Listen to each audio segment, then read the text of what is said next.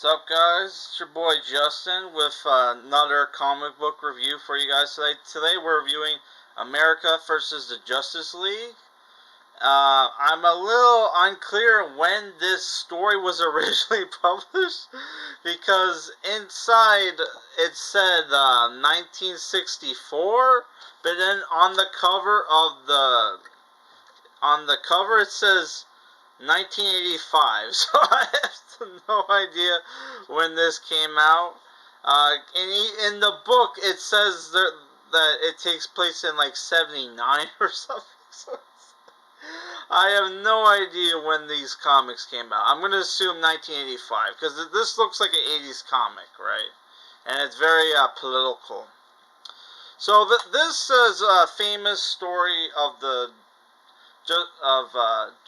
this is one of JSA's more famous stories, right? Where the JSA was accused of Batman of being World War II German spies, right? Working for the the big man himself back in the day, right? And the book is like, yeah, it's about how like Batman died, right?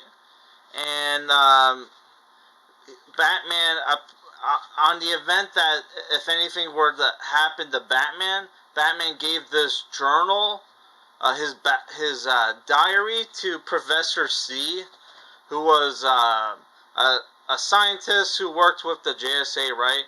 And it was delivered to Clark Kent of the Daily Star, because this takes place on Earth too, right? And yeah, so he accuses not of the JSA of being like on their very first mission where they were sent to defeat Adolf, you know who, right? Who wielded the spear of destiny, right? They were mesmerized by his eyes, to reference the Norm Macdonald joke, right? And they were mesmerized by his eyes, right? And were double agents for Germany, right?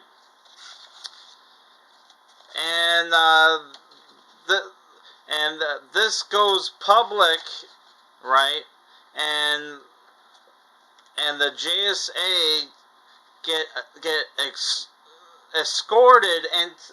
escorted by the military to go to Congress for an inquiry, right?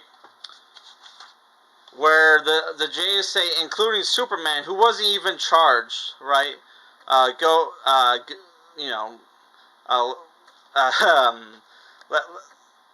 Basically go with the military, right? And they leave Robin, right? Dick Grayson. They leave Robin to stay behind so he would clear their charges, but he ends up, because it was Batman who accused them, Dick decides to not only not help his friends, but joins the inquiry, because in Earth 2, Dick Grayson was not really a politician, but he worked in the political sphere for South Africa, right? He was like the American ambassador to South Africa, right? And since he was Bruce Wayne's ward, who was commissioner of police commissioner of Gotham, they let him join, right? The hearing, right? And Helena Wayne, who is Huntress, Earth 2's Huntress, who's also a lawyer, defends them in court, right? And is even prepared to dox Batman if the JSA ever get charged, right? So I don't want to spoil the whole book, because it's, even though it's kind of obvious who's behind it, I don't want to spoil the book. So this book is very political, right? like you have this newspaper guy who is basically funding like this guy who's basically making this happen behind the scenes, right? One of the senators is in his pocket, and he keeps calling them those Cape fascists, right? Because he thinks his dad tried to disband the JSA back in '51, and he died of in a fire, so he thinks the JSA had something to do with it, right? So most of the book is just the JSA, right? Uh, Recounting events in their history, right?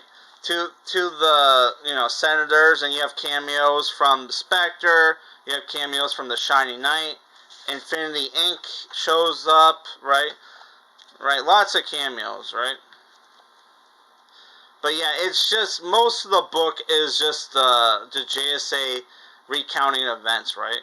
And the book gets very political because like they were like one of the Congress people, which is a Congresswoman, asked the JSA right away, if you guys aren't secret racists, why were there no black or Latinos or women on your team when there were women on the team, Hawkgirl and Wonder Woman, right? And like I can't remember who said it, but it was like, oh, I think it was Green Lantern, and he was like, oh, there were no black or Latino superheroes at the time, right? Which is, I don't know if that's true, but like, but yeah. So yeah, the book is very political, right? And which makes me believe this book actually did come out in '85, right? Because like the comics didn't really get political until like the '70s, right? But yeah, what do I think about this book? Even though it's not technically a trial, even though they kind of call it a trial multiple times, it certainly is fucking as boring as a courtroom drama. The book is basically just like a history lesson on the JSA, right? So unless you're a JSA, a hardcore JSA fan, like I honestly don't recommend this book. And the fact that like Dick Grayson was such a pussy, like a coward, that he like behind his friend's back joined the opposition and didn't even bother to like investigate like the Batman Journal. He just, or Batman Diary as it's called, it should have been called Journal, immediately takes like the opposition side and gets triggered every time like Helena, Bruce Wayne's daughter, makes like uh, you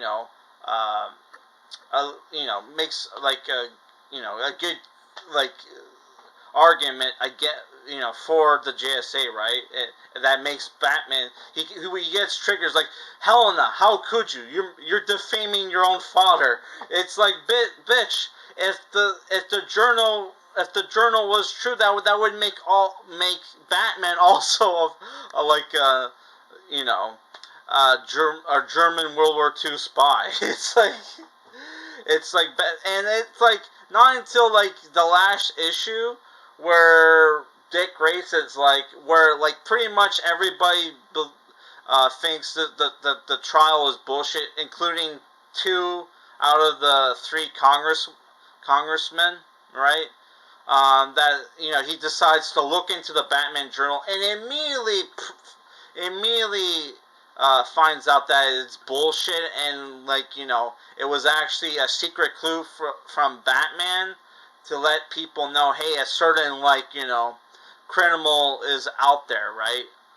Which, why didn't Batman just tell the fucking JSA, like at the time, like JSA, like, hey, go look at, like, the whole fucking story and its conclusion is fucking bullshit. So Batman basically dragged his fellow heroes into the mud after he died for no fucking reason, when he could have just told him, hey, I fucked up, I let this one guy out of prison, and he might be planning something. Which, while the case is going on, it turns out,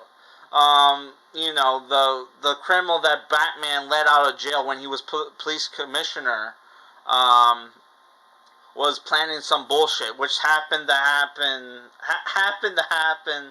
at the same time that the trial happened, which wouldn't have happened if Batman just randomly died, because it only happened, like, after Batman died, which, had nothing to do with the criminal who got released, that Batman released out of prison. So that this book kind of sucks, right? But the ending was fucking bullshit. But overall, I did enjoy the book. The art was good. And I did like the book. Like, the art, there is good art, and it's very, it is a decent book, right? It's just that it's kind of boring at times, right? And the end, the whole like thing. It's like some editor had this idea, and to have some editor or somebody came up with the concept, and the fucking writers had to come up with shit to make it happen, right? They had to work backwards, right? Because it really, like, this whole fucking story, I spoiled it, was per Dalgarton, which, like, unless you're an old school JSA fan, you're probably not going to know who he is. I only became a JSA fan, reading Jeff Johns and, like, what's his name? The guy who co-wrote the Batman Nolan movies, I forget his name, David Goyer, right? I only became a JSA fan after that. I'm not too familiar with their older shit, right? And it kind of because it's a very, for an 85 book, it's very modern. So when they're fucking telling stories to the congresswomen, the congressmen, about their fucking, all their wacky, like, Silver Age, Silver Age, like, stories, right?